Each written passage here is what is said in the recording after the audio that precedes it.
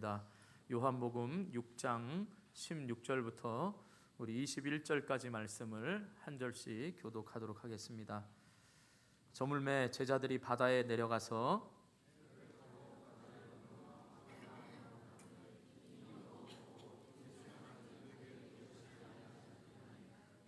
큰 바람이 불어 파도가 일어나더라.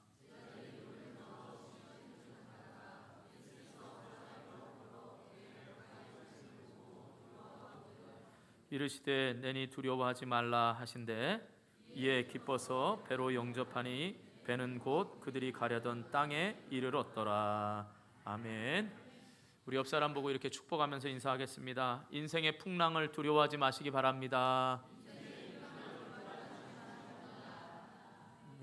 한 번 더 축복하면서 인사합니다. 예수님께서 당신을 소원의 항구로 인도하실 것입니다. 이젠 참 축복을 잘 하십니다. 할렐루야. 이 말씀 가운데 꼭 이 인사가 이 말씀의 핵심입니다. 여러분 다른 것은 기억을 하시면 좋지만 혹시 못하시면 여러분 인사한 이 말씀이 꼭 여러분에게 먼저 축복이 되고 그 축복의 말을 다른 사람에게도 꼭 전할 수 있기를 주님의 이름으로 축복합니다. 우리는 계속해서 예수님의 7대 표적을 살펴보고 있습니다. 특별히 요한복음의 7가지 표적을 말씀하신 것은 이 예수님이 하나님의 아들 되심과 그 하나님의 아들 되신 예수 그리스도를 믿는 자에게 구원이 있음을 알게 하려고 이 요한복음을 기록했다라고 말씀하고 있습니다. 그래서 우리는 계속해서 이 7대 표적을 살펴보고 있는데 오늘은 5번째 표적으로서 무리를 거두신 예수님에 대해서 살펴보면서 은혜를 나누려고 합니다. 특별히 이 시간에는 우리의 인생 앞에 거센 풍랑이 닥쳐올 때 어떻게 승리할 것인가에 대한 비결을 배움으로써 말씀을 통해서 우리 인생에 어려운 풍랑이 올 때마다 이 말씀 붙들고 승리할 수 있기를 주님의 이름으로 축복합니다. 자, 먼저 우리 인생의 항해에는 풍랑과 같은 고난이 있음을 깨달아야 됩니다. 자, 18절 말씀 한번 보겠습니다. 18절 시작. 이 말씀엔 오늘 본문에 보면 단순히 그냥 큰 바람이 불어 파도가 일어났다라고 말씀하는데요. 오늘 이 사건을 동일하게 기록하고 있는 마태복음 14장 22절 이하에 또 마가복음 6장 45절 이하에 똑같이 말씀이 기록하고 있는데 특별히 그 중에서도 마태복음 14장 24절에 보면 당시의 상황을 조금 더 구체적으로 말씀하고 있습니다. 자, 배가 이미 육지에서 술이나 떠나서 바람이 거슬림으로 물결이 인하여 고난을 당하더라라고 말씀합니다. 그러니까 바다의 항해길에 단순히 바람이 불어서 풍랑이 일었다가 아니라 그 풍랑으로 인하여 지금 제자들이 고난을 당했다라고 말씀하고 있습니다. 자, 우리는 이 풍랑으로 인한 이 고통을 통하여서 우리가 깨달을 게 3가지가 있습니다. 자, 첫 번째는 뭐냐라고 하면요, 우리 인생의 항해에 있어서는 반드시 고난은 누구에게나 닥쳐온다라는 사실입니다. 이 베드로, 이 제자들은요, 이 어부로서 참 이 뱃사람으로서의 경험이 많은 사람들입니다. 그렇기 때문에 항해를 하면서 수많은 풍랑과 또 수많은 파도를 경험을 했습니다. 그러니까 많은 이 파도나 많은 경험이 그러니까 익숙한 어떤 어부에게만 풍랑이 찾아오는 것이 아니라 초짜인 이제 막 어부를 시작하는 사람에게도 풍랑은 똑같이 온다는 겁니다. 다시 말해서 우리 인생의 풍랑과 같은 고난은 인생을 많이 오래 산 사람이나 인생을 적게 산 사람이나 누구나 막론하고 다 풍랑에 고난이 있을 수 있다라는 사실입니다. 그것은 남녀노소 또 동서고금을 막론하고 누구에게나 풍랑이 온다라는 사실입니다. 그러니까 저와 여러분이 인생을 살면서 오는 풍랑에 대해서 먼저 두려움이 없으시기를 주님의 이름으로 축복합니다.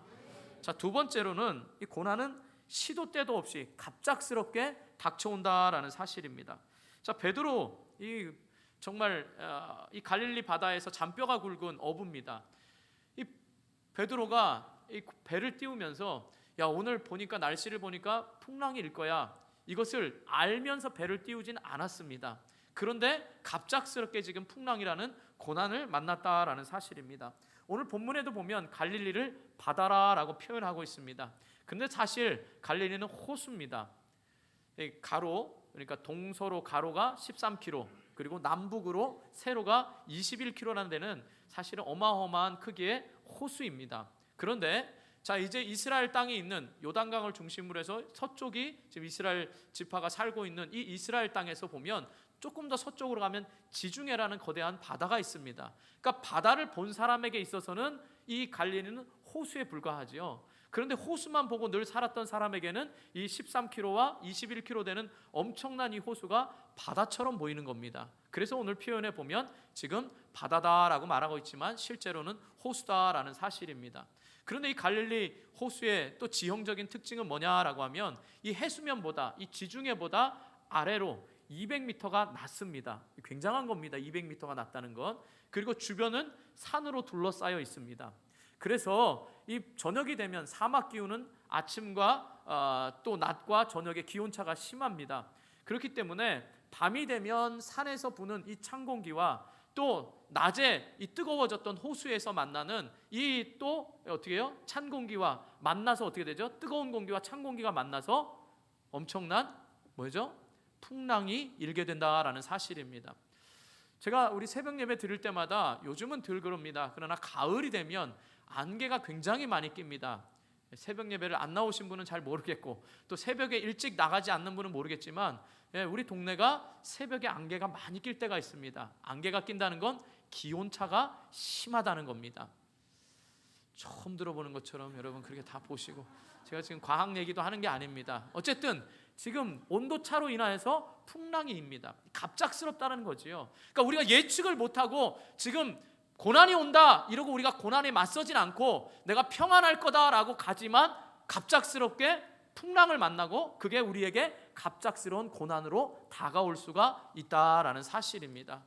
여러분, 우리 인생에 중요한 게 있습니다. 갑작스럽게 찾아올 때 이런 거죠. 고난은 반드시 있다, 모든 사람에게. 그런데 갑자기 찾아온다. 그러면 이 고난 앞에서 미리 우리가 겁을 먹고 두려워하면 안 되는 겁니다. 여러분, 실제로 2차 대전에 세계 전쟁이 났을 때에 미국에서 많은 그러니까 이제 군인들을 파병했죠. 그런데 미국에서 파병한 군인 못지않게 이 실제로 있었던 이 부모들 중에 이 특별히 어머님들이 많이 또 사망을 했다고 합니다. 그 이유는 자식을 보내놓고 걱정과 염려 때문에 오히려 죽는 일이 많았다고 합니다. 이 말은 뭐냐면 우리 인생에 반드시 고난이 있다는 거죠. 그리고 그 고난은 갑작스럽게 옵니다. 그런데 우리가 고난이 있다고 해서 갑작스럽게 온다고 해서 그것에 대해서 겁먹고 두려워할수록 우리의 인생의 항해는 불행할 수밖에 없다라는 사실입니다. 그러므로 저와 여러분에게 있어서 인생의 항해 가운데 풍랑을 만나면 당연한 것처럼 여길 수 있기를 주님의 이름으로 축복합니다. 그런데 흥미로운 건 뭐냐? 세 번째, 중요한 것은 신앙생활을 잘해도 고난은 닥쳐온다라는 것을 깨달아야 됩니다. 신앙생활을 잘해도 고난은 옵니다. 자, 오늘 본문에는 없지만 마태복음이나 마가복음에 보면 제자들이 항해한 것은, 제자들이 그러니까 배를 띄운 것은 순전히 예수님의 명령 때문이었습니다. 마태복음 14장 22절에 보면 예수께서 즉시 제자들을 재촉하사 자기가 무리를 보내는 동안에 배를 타고 앞서 건너편으로 가게 하셨다라고 말씀합니다. 즉시 제자들에게 재촉하셨다 그랬습니다. 빨리 배 띄워서 건너가라. 예수님의 명령이었다는 겁니다. 자, 우리가 지난주에 살펴보았지만 예수님은 오병이어의 기적을 행하셨습니다. 그때 사람들이 어떻게 했죠? 예수님을 즉시 왕으로 삼고자 했습니다. 그런데 이것은 정치적 메시아에 대한 군중들의 기대였습니다. 그러나 예수님은 정치적인 메시아가 아니라 바로 영적인 메시아로서의 생명의 떡 되심을 말씀했습니다. 그렇기 때문에 예수님은 그 자리를 피하셔서 산으로 기도하셨고 제자들은 급히 빨리 배를 띄워서 이 요단강 갈릴리 호수 건너편으로 건너가라, 이렇게 예수님의 명령이 있었다라는 사실입니다. 그러니까 우리는 신앙생활하면서 이럴 수 있죠. 내가 예수님의 말씀대로 살려고 그러고 내가 정말 예수님이 원하는 대로 살려고 하는데도 고난이 올 수 있다라는 것입니다. 그러면 우리는 이럴 때 어떻게 하죠? 내가 예수님을 잘못 믿었나? 내가 혹시 예수님에게 죄를 지어서 내가 이렇게 고난과 고통을 당하나? 이렇게 우리는 오해할 수가 있다라는 사실입니다. 그러나 그렇지 않습니다. 우리가 꼭 죄를 지었기 때문에 고난이 오는 건 아닙니다. 대표적으로 우리는 성경의 욥을 알 수 있습니다. 여러분 욥 아시죠? 예, 모르는 분이 많으면 욥을 설명하려고 했는데 아는 분이 다행히도 많기 때문에 잘 모르시는 분은 집에 가셔서 욥기서를 보시면 됩니다. 자, 욥은 정말 신앙생의 의인이었습니다. 그런데 어쩔 수 없이 고난을 당했지요. 우리의 신앙생활에도 마찬가지입니다. 우리가 하나님 말씀대로 행했는데 행하다 보면 말씀을 대로 따랐음에도 불구하고 고난이 올 수 있다라는 사실입니다. 그런데 문제는 뭐냐? 이 고난이 왔을 때에 끊임없이 내 자신 속에 내가 죄 때문에 이런 일을 당했다라고 내 스스로가 자꾸 자책을 하면서 하나님으로부터 멀어지고 하나님을 두려워해서 자꾸 하나님의 낯을 피하려고 하는 게 더 문제다라는 사실입니다. 오히려 여러분 고난이 오면 그 고난 앞에서 하나님의 얼굴을 구하면서 하나님 제가 무엇을 해야 될까요? 라고 고난 앞에 서 있어야 되는데 그것이 내 신앙의 죄 때문인 줄 알고 더 영적으로 침체되는 경우를 볼 수 있습니다. 사랑하는 성도 여러분, 고난은 누구에게나 옵니다. 고난은 갑작스럽게 다가옵니다. 또 고난은 예수님을 잘 믿어도 옵니다. 그러므로 저와 여러분이 고난을 당하면 오히려 그 자리에서 여러분의 믿음을 잃어버리지 말기를 주님의 이름으로 축복합니다. 자, 그 다음에 큰 두 번째로 이제는 풍랑보다 더 큰 문제는 불신앙이라는 걸 깨달아야 됩니다. 자, 인생의 항해에서 고난은 반드시 있다라는 겁니다. 두 번째로 깨달아야 될 건 뭐냐? 그 풍랑의 고난이 문제가 아니라 우리의 불신앙이 더 큰 문제라는 것을 깨달아야 된다는 겁니다. 자, 19절 말씀 또 읽어보겠습니다. 오늘 본문의 19절입니다. 시작.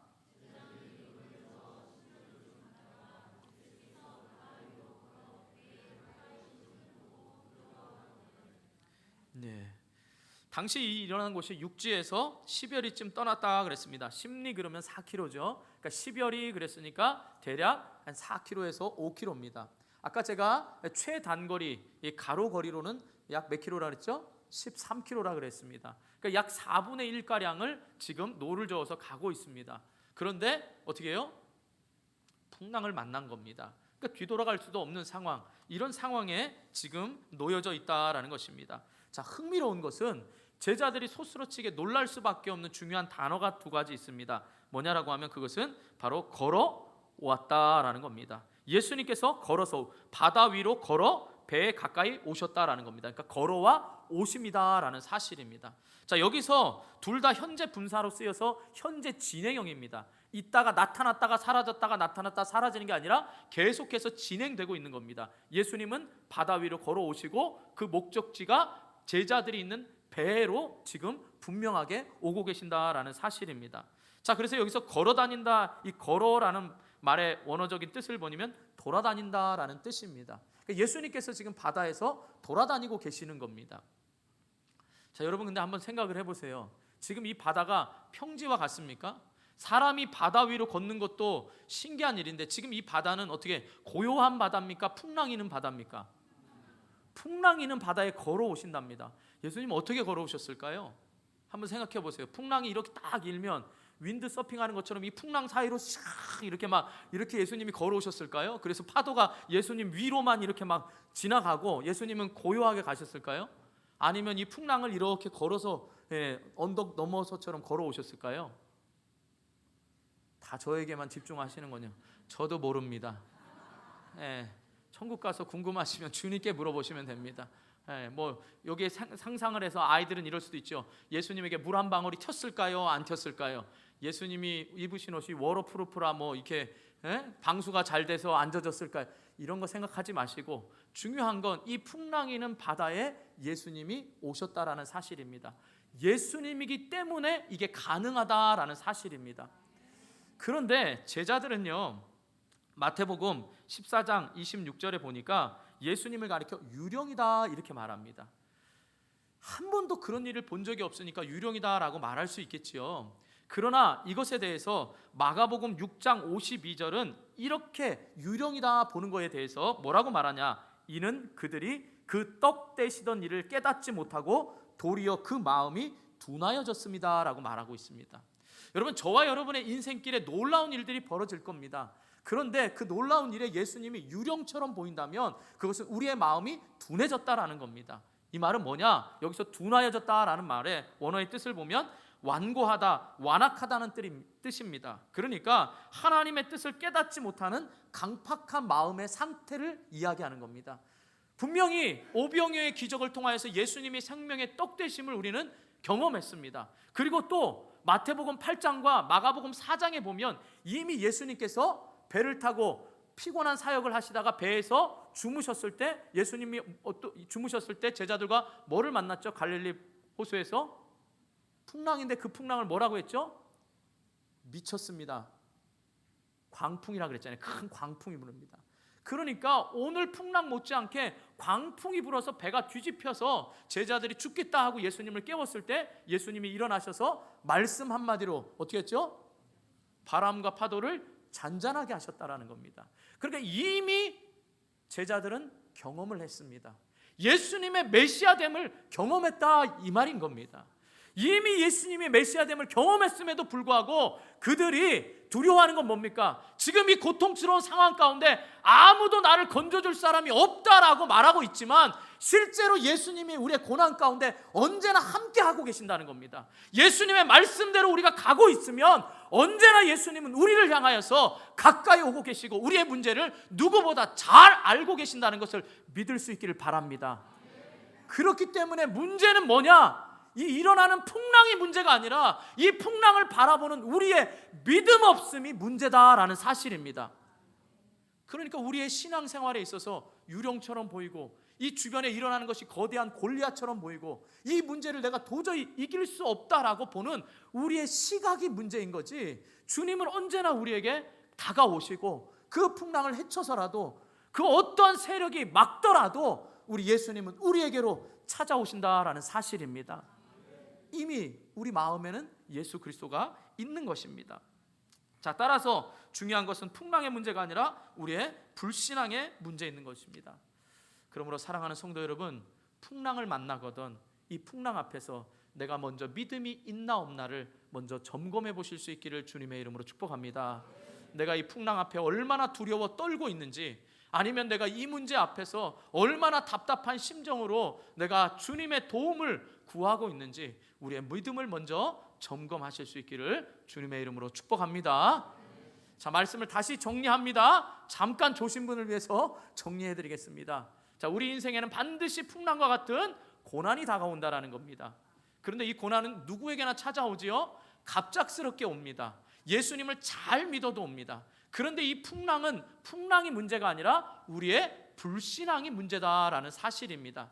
그렇기 때문에 우리가 말씀대로 살면서도 풍랑이 오면 그것을 하나님을 원망하고 불평해서 하나님을 떠나거나 두려워해야 될 게 아니라 오히려 우리의 불신앙적인 믿음 없음을 깨달아야 된다라는 사실입니다. 자, 마지막 이제 큰 세 번째로 이 풍랑을 이길 수 있는 비결이 있습니다. 바로 그 뭐냐라고 하면 바로 인생의 풍랑을 이기는 길은 예수님을 믿는 믿음뿐이다라는 사실입니다. 할렐루야. 우리의 믿음이 이 풍랑을 이깁니다. 그럼 어떤 믿음이냐? 자, 예수님은 예수님 자신을 알아보지 못하는 제자들에게 예수님 자신이 말씀합니다. 우리 본문의 20절 말씀 한번 읽어보겠습니다. 요한복음 6장 20절입니다. 시작. 예, 다시 한번요. 이상한 읽었는 데도 있어요. 이상한 다른 분. 자, 20절 다시 읽겠습니다. 시작. 예, 거기 빨간 글씨로 돼 있죠. 내니 두려워하지 말라라는 겁니다. 자, 여기서 내니라는 말이요, 보면 뭐냐라고 하면 원어의 뜻을 보면 에고 에이미라는 거고요. 영어로 보면 I am who I am이라는 것입니다. 쉽게 우리말로 하면 나야 나 이런 말입니다. 나야 나. 예. 나야 나 이 말입니다. 여러분 이 말 어디서 많이 들어보시지 않았습니까? I am who I am. 예.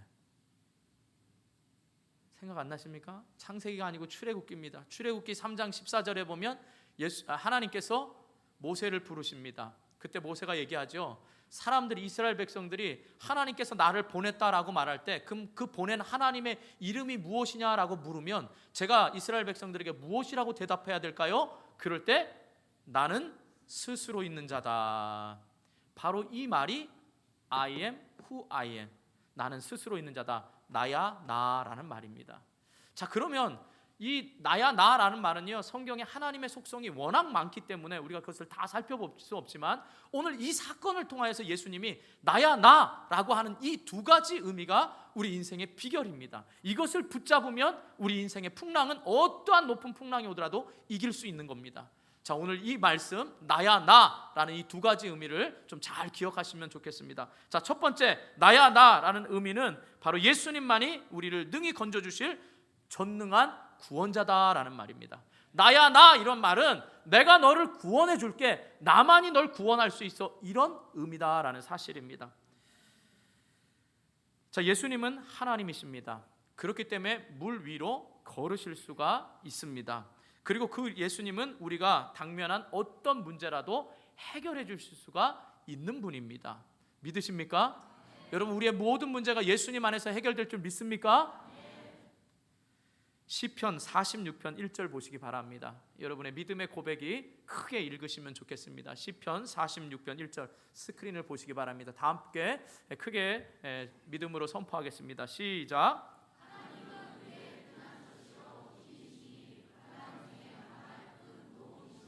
예, 그냥 도우심이 아니고요. 우리가 새해 올해 제 기억에 2016년 1월 첫 설교가 시편 46편이었습니다. 그러면서 제가 큰 할 때 어떻게 했죠? 이 아래 뭐가 끌어오를 정도로 어떻게 하라고요? 그냥 도움이 아니고 무슨 도움이요? 예, 다시 한번 우리 화면 띄워주시기 바랍니다. 다시 한번 읽겠습니다. 여러분, 그냥 도움이 아니라 예수님만이 나의 큰 도우심이라, 이게 바로 나야 나를 믿는 겁니다. 다시 한번 믿음으로 선포하겠습니다. 시작. 피난처시니 힘이시니 환난 중에 만날 큰 도움이시라. 네, 호흡이 짧으시군요. 큰 도움이시라. 할렐루야. 자, 바로 예수님의 도움은 바로 그 어떤 것보다 더 큰 우리를 구원하실 수 있는 도움이라는 겁니다. 오늘 본문에는 없지만 우리 마태복음과 마가복음에 보면, 자, 특별히 마태복음 14장 28절에서 30절에 보면 이렇게 말씀합니다. 베드로가 대답하여 이르되 주여, 만일 주님이시거든 나를 명하사 물 위로 오라 하소서 하니 오라 하시니 베드로가 배에서 내려 물 위로 걸어서 예수께로 가되 바람을 보고 무서워 빠져가는지라 소리질러 이르되 주여 나를 구원하소서 하니. 여러분, 이 장면 아시지요? 지금 우리 요한복음에는 간단히 있지만 예수님인 걸 말씀하시니까 어떻게 해요? 베드로가 만일 주님이시면 저를 물 위로 걸어오라. 그래서 그래 걸어와. 그랬더니 베드로가 걷습니다. 여러분, 참 감사한 일 아닙니까? 이 풍랑이 있는 이 세상 가운데 우리도요, 예수님만 바라보면 능히 걸을 수가 있습니다. 믿으십니까? 그런데 여러분 또 오해해가지고 이 말씀을 예수님이 오라고 하지도 않았는데, 예수님이 말씀하시지도 않았는데 계속 괜히 그냥 한강 가서 걸다가 큰일 납니다. 여러분, 그건 잘못된 믿음을 시험하는 거예요. 네, 주님이 오라 그러셔야 가는 겁니다. 아셨죠? 지금 이 믿음은 주님이 오라 그랬습니다. 그래서 베드로가 걷습니다. 그런데 베드로가 조금 걷다가 어떻게 됐죠? 금방 빠졌습니다. 뭘 봤기 때문에요? 풍랑을 봤습니다. 여러분, 하나님만이 우리의 유일한 구원자라고 말씀하시면서 나야 나라고 말하는데, 우리는 고통 가운데 있으면 꼭 주변에 다른 소리를 듣거나 내 시선에 주님 말고 다른 것이 들어오기 때문에 우리가 자꾸 더 깊은 늪으로 헤어나올 수 없는 그 고난 가운데 빠져들어간다라는 사실입니다. 여러분, 저와 여러분이 고통 가운데 풍랑 가운데 믿어야 될 건 나야 나만이 구원자라고 하시는 예수님의 이 믿음에 대해서 흔들리지 마시기를 주님의 이름으로 축복합니다. 그런데 주변에 자꾸 소리 듣죠. 자꾸 경험 있는 사람, 세상의 사람들의 소리를 듣습니다. 난 이럴 때 이렇게 해결했어. 난 이럴 때 이렇게 해결했어. 자꾸 세상 사람들의 소리를 듣게 됩니다. 그리고 내 눈에 보여지는 게 당장 주님이 구원하시지 않는 것 같으니까 자꾸 내 눈이 다른 쪽으로 향하여서 보고 있다라는 사실입니다. 그러니까 우리는 더 빠져들어갑니다. 여러분, 우리가 빠져들어갈 때 해야 될 말이 있습니다.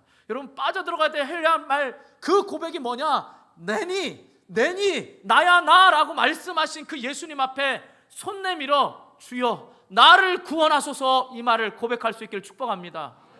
베드로도 갑자기 빠져들어갔습니다. 그때 주여 나를 구원하소서라고 말하자 즉시 예수님이 손 내밀어 건져주셨다라고 말씀합니다. 여러분, 우리는요, 이 은혜가 얼마나 큰지 모릅니다. 예수님이 이 건져주시고 난 다음에 뭐라고 말씀하는지 아십니까? 베드로야, 내 믿음이 왜 이렇게 없니? 라고 말씀합니다. 내 믿음이 작으니라고 말합니다. 예수님은 우리에게 믿음이 없냐 이러면서 책망하신 게 아니고 믿음이 작다라고 말합니다. 그 말은 뭐냐면 이미 이때까지 내가 너와 함께하면서 내가 하나님 되심을, 그리고 예수님이 어떤 분이신가를 많이 보여주셔서 네가 알고 있는데 그 믿음이 나만을 바라보는 예수님만을 의지하는 온전한 믿음이 되지 못하고 있음에 대해서 말씀하고 있다라는 사실입니다. 저와 여러분에게 이미 믿음이 있습니다. 이미 나를 구원하신 하나님의 구원의 감격으로 인하여 지금 살고 있습니다. 근데 그럼에도 불구하고 우리는 인생의 풍랑을 만나면 빠져들어갈 때가 많다라는 거죠. 주변의 시선과 어떤 우리의 눈으로 보여지는 것 때문에 빠져들어갑니다. 그때 우리가 해야 될 말은 주여 나를 구원하소서라고 하는 오직 구원이 여호와 하나님께만 있고 예수님께만 있음을 고백하면서 손 내미시기를 축복합니다. 그럴 때 우리 주님은 얼른 건져주실 줄 믿습니다.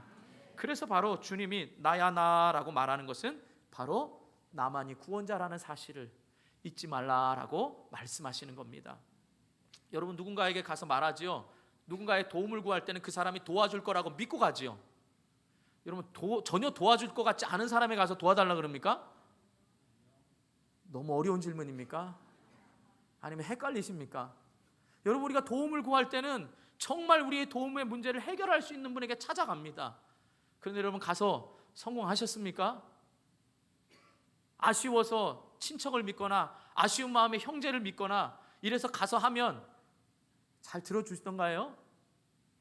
특별히 돈 문제에 있어서만큼은 정말 친구고 가족이고 이렇게 등 돌리는 거 많이 알 수 있죠? 그래 보셨나 봐요. 있는데 안 그런 거예요. 지금 말씀하시는 분은 출제자의 의도를 알고 저의 말씀에 도움을 주기 위해서 크게 얘기한 거라고 생각이 됩니다. 여러분 우리는 많은 그런 문제에 당합니다. 근데 우리는 안 그런 것처럼 하지만 여러분 입장을 바꿔보세요. 여러분의 가족과 형제들이 와서 나에게 물질로 도와달라 그러면 선뜻 도와줍니다. 나야 나. 그럼 너 나한테 잘 왔어 이러고 선뜻 내줍니까? 그러지 않는다는 거지요. 그러나 우리 주님만큼은 전능하신 하나님이시기에 나야 나 이 말은 그 어떤 문제라도 해결이 주님께만 있음을 믿을 수 있기를 주님의 이름으로 축복합니다. 이게 바로 나야 나입니다. 아셨습니까? 자, 두 번째 의미는 뭐냐라고 하면요. 자, 이제 두 번째 의미는 바로 우리를 소원의 항구로 인도하시겠다라는 의미입니다. 그냥 물에서 건져준 것만이 아니라 그 물에서 건져주심으로 우리를 소원의 항구까지 인도하시겠다라는 말입니다. 자, 지금 제자들은요 열심히 노를 졌습니다. 그런데 오늘 우리 성경에는 없지만 밤 마태와 마가복음에 보면 이 시간이 밤 4경쯤이라 그랬습니다. 즉 우리 시간대로 하면 새벽 3시에서 6시 사이입니다. 그러니까 칠흑 같은 어둠에서 지금 이 노를 젓고 있는 겁니다. 자, 그러면 제자들이 생각할 때 아유 예수님 뭐야, 우리는 노조서로 가라 그러고 예수님 도대체 어디 있는 거야, 이 풍랑이 일어나고 있지 않겠습니까? 자, 그러면 우리도 마찬가지입니다. 내 인생에 풍랑이 와서 어려움이 올 때 아무도 나를 돌아보지 않는 것 같고 아무도 내 사정을 못 알아볼 때 더 우리는 좌절하고 낭망합니다. 그러나 절대 주님은 저와 여러분을 무시하거나 아니면 그냥 내버려 두시는 분이 아니라 우리를 주목하고 보고 계신다는 사실을 꼭 믿으셔야 됩니다. 이게 바로 나야 나의 의미에 있습니다. 자, 어떻게 말씀하시냐 보면 마가복음 6장 48절에 보면 바람이 거스름으로 제자들이 힘겹게 노젓는 것을 보셨다라고 말씀합니다.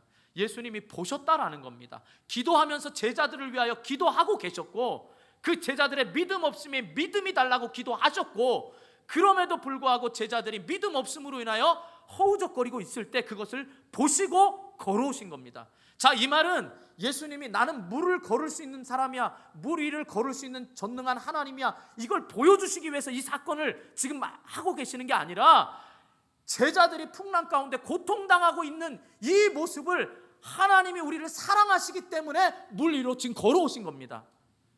이해하셨습니까? 예수님의 하나님 되심을 위해서 물 위를 걸으시는 게 아니라요, 나야 나 이 도움을 구하시기 위해서 지금 물 위를 걸어오신 겁니다.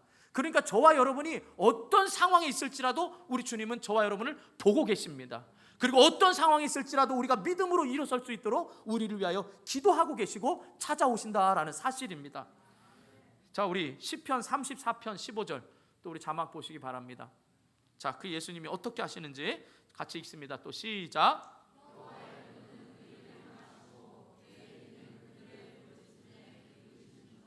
할렐루야. 지금부터 자막을 보는 말씀은요, 여러분 선포하시기 바랍니다. 내 사정 아무도 모른다 이럴 때 주님이 이렇게 말씀하시는, 저와 여러분에게 지금 나야 나라고 말씀하시는 그 음성으로 여러분 다시 한번 좀 크게 선포하시기 바랍니다. 부끄러우신 분도 다 크게 하면 모릅니다. 그러니까 나는 부끄러워서 못합니다 이러지 마시고 믿음으로 선포하세요. 예수님이 지금 나야 나라고 말씀하시는 그 음성에 순종함으로 한번 다시 한번 띄워주세요. 이제 자막에서 보는 건 믿음으로 크게 선포하는 겁니다. 시작. 여호와의 눈은 의인을 향하시고 그의 귀는 그들의 부르짖음에 기울이시는도다. 그러니까 저와 여러분의 어떠한 형편에 있든지 하나님은 우리를 보고 계시고 우리의 작은 신음에도 귀를 기울이시는 분임을 믿으시기를 주님의 이름으로 축복합니다.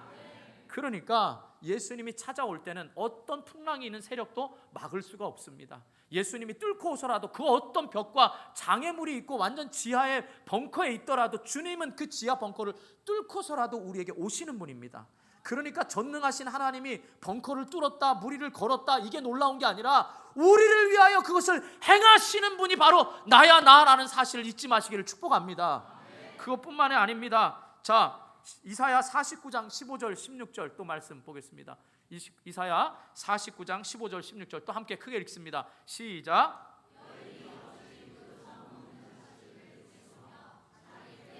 난 아들을 긍휼히 여기지 않겠느냐? 그들은 혹시 잊을지라도 나는 너를 잊지 아니할 것이라. 내가 너를 내 손바닥에 새겼고 너의 성벽이 항상 내 앞에 있나니. 아멘. 우리를 손바닥처럼 보고 아시고 계신다는 거예요. 절대 인간 핏줄인 부모 자식 간의 관계에서도 버릴 수 있지만 하나님은 버리시지 않는다라는 사실입니다. 그러니까 여러분 홀로 있을 때 풍랑은 누구에게나 옵니다. 그때 문제는 우리의 불신앙의 문제지 바로 그 죄 때문에 여러분이 하나님을 떠나지 않기를 주님의 이름으로 축복합니다. 그렇기 때문에 저와 여러분은요, 잘못하면 회개하면 끝납니다. 회개하고 다시는 안 하면 돼요. 근데 그것 때문에 여러분이 좌절이 돼가지고 오히려 하나님으로부터 멀어지거나 그 믿음의 자리에서 떠나면 그게 더 안타까운 사실이다라는 사실입니다. 그때도 주님은 찾아오십니다. 우리를 다 알고 보고 계십니다. 뿐만 아닙니다. 이사야 43장 1절 2절 또 읽겠습니다. 이사야 43장 1절 2절 같이 읽습니다. 시작. 너를 창조하신 여호와께서 지금 말씀하시느니라. 이스라엘아, 너를 지으신 이가 말씀하시느니라. 너는 두려워하지 말라. 내가 너를 구속하였고 내가 너를 지명하여 불렀나니 너는 내 것이라. 내가 물 가운데로 지날 때에 내가 너와 함께 할 것이라. 강을 건널 때에 물이 너를 침몰하지 못할 것이며 내가 불 가운데로 지날 때에 타지도 아니할 것이요 불꽃이 너를 사르지도 못하리니. 아멘. 이게 바로 나야 나 이 말입니다. 주님만이, 예수님만이 구원할 수 있는 그 주님이시라는 사실이 나야 나 이렇게 말씀하시고 그것만 건져내시는 게 아니라 바로 그 주님이 우리를 불꽃 같은 눈동자와 또 그 날개 그늘 아래 보호하시면서 우리를 지켜보고 계신다라는 사실입니다. 여러분 요즘에 우리 사회가 고령화가 되면서 이제 노후 걱정을 많이 합니다. 그래서 인기 있는 것 중에 하나가 종신보험이라고 합니다. 요즘은 다 100세 시대입니다. 옛날엔 보험이 80세까지였는데 요즘은 100세입니다. 그래서 종신보험을 많이 드는데요. 그 보험이 뭡니까? 이제 그 끝까지 우리의 삶이 마칠 때까지 어떻게 해요? 책임져 준다라는 말 아닙니까? 그런데 그 보험회사가 망하면 책임져 주겠습니까? 모르십니까? 안 그래서? 여러분 그냥 종신보험 들어놓으면 아무 걱정 없으십니까? 믿음이 대단하십니다. 세상에 믿을 거 없습니다. 그 어느 기업도 장담할 수가 없습니다. 그러나 우리에게 들어놓은 보험이 있다는 걸 믿으셔야 됩니다. 한번 따라해 보겠습니다. 영생보험. 공짜입니다. 그럼 공짜예요. 얼마나 좋습니까? 공짜인데 받는 혜택은 엄청납니다. 이런 좋은 상품 있는 거 아셨습니까? 제가 지금 뭐 보험회사 다니는 건 아닙니다. 전혀 모릅니다. 저는 종신보험도 안 들어놨습니다. 모릅니다. 그러나 저에게 있는 이 영생보험, 그렇다고 여러분 그거 듣지 말라는 게 아닙니다. 그 믿음에 또 미련한 것처럼 나는 하나님이 지켜주시기 때문에 보험도 안 들고 뭐 하나님이 낫게 하실 것 때문에 난 병원도 안 가고 약국도 안 가, 이런 잘못된 신앙입니다. 중요한 건 뭐냐? 우리가 의지하는 그 종신보험이 실제로 우리가 믿음으로 바라돼 보아야 될 이 영생보험하고는 비교할 수가 없다라는 사실입니다. 왜냐하면 하나님이 우리를 건지신 다음에요, 우리를 반드시 우리를 이끌어 가십니다. 언제까지? 영원토록이요. 자, 오늘 본문의 21절 보시기 바랍니다. 21절 마지막입니다. 21절 같이 또 있습니다. 시작.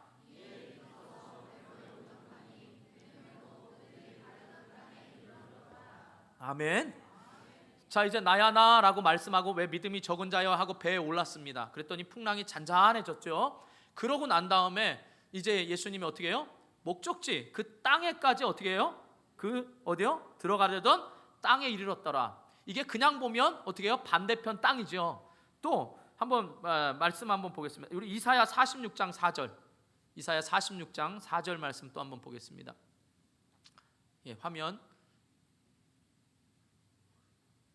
이사야 46장 4절은 안 된 것 같습니다. 제가 읽어드리겠습니다. 너희가 노년에 이르기까지 내가 그리하겠고 백발이 되기까지 내가 너희를 품을 것이라. 내가 지었은즉 내가 업을 것이요 내가 품고 구하여 내리라. 그러니까 우리의 보험이 영생보험이면 백발까지, 이 말은 그냥 머리 하얘질 때까지, 뭐 40세에 하얘지신 분은 40세까지가 아니고요, 이 말은 백발 끝까지 우리를 인도하신다는 겁니다. 근데 언제까지 인도하시냐? 바로 그 땅이라고 말했죠. 자, 시편 107편 30절 한번 보세요. 이것도 안 됐나요 혹시? 예, 이건 다 같이 읽습니다. 또 시편 107편 30절 시작. 기뻐하는 중에 여호와께서 그들이 바라는 항구로 인도하시는도다. 그 평안함으로 말미암아, 지금 이 풍랑에 예수님이 함께 계심으로 말미암아 어디까지요? 소원의 항구까지, 그 바라시는 항구까지 인도한다는 거예요. 이 소원의 항구가 뭐죠? 문자적으로 보면 가나안 땅이겠지만 뭐예요? 천국까지 우리를 인도하시는 겁니다. 할렐루야. 우리를 창세전에 택하시고 지명하여 부르시고 물 가운데 지나던 불 가운데 지나던 우리를 건지시고 상하게 하지 않게 하신 다음에 우리를 소원의 항구까지로 인도하신 하나님이신 것이 바로 나야 나라고 저와 여러분에게 말씀하시는 줄 믿으시기 바랍니다. 그러니까 어떤 풍랑이 찾아오면 문제는 풍랑이 문제가 아니라 저와 여러분의 믿음을 먼저 점검하시고 오늘 우리에게 찾아와서 나야 나, 승철아 나야 나, 너를 구원할 수 있는 사람이 나야 나, 너를 소원의 항구까지 인도하시는 그 사람이 나야 나 라는 이 믿음의 음성을 붙들고 승리하시기를 축복합니다. 그러므로 우리가 기도해야 될 것은 하나님, 이 문제가 해결되게 해주십시오. 이 문제가 더 이상 저에게 고통이 되지 말게 해주십시오. 이게 아니라 믿음 없는 저를 긍휼히 여겨주셔서 믿음을 달라고 구하시길 바랍니다. 나야 나라고 말씀하시는 이 예수 그리스도를 만남으로 내게 그 믿음이 더욱 굳건해질 수 있기를 주님의 이름으로 축복합니다. 기도하겠습니다. 우리 이 말씀 앞에 기도하겠습니다. 하나님, 내 인생에 지금 어려움 겪고 계시는 분들, 혹시 힘들어하고 계시는 분들, 오늘 주님이 말씀하십니다. 나야 나, 내가 너를 창세전에 택하였고 내가 너를 지금까지 인도했어. 네 문제 내가 다 알고 있어. 네가 어떤 생각 가지고 있는지, 네가 어떤 어려움이 있는지 다 알고 있어. 나에게 손만 내밀어라. 주님, 나를 구원하소서. 나야 나라고 말씀하시는 그 주님 앞에, 주님 나를 구원하소서 손만 내밀면 되는데 내가 손을 내밀었다고 생각하는데 주님이 안 잡아주는 것 같아서 그걸 포기하고 계신 분 계시다면 이 시간 다시 한번 말씀에 의지해서 주여 나를 구원하소서, 주여 나를 구원하소서. 내 문제는 오직 주님께만 있습니다. 나를 소원의 항구까지 이끌어 가실 분은 내 종신보험이나 내 직장이나 내 가정과 자녀가 아니라 오직 여호와께만 있음을 고백하면서 우리 말씀대로 주님 한번 부르고 말씀 생각하면서 기도하도록 하겠습니다.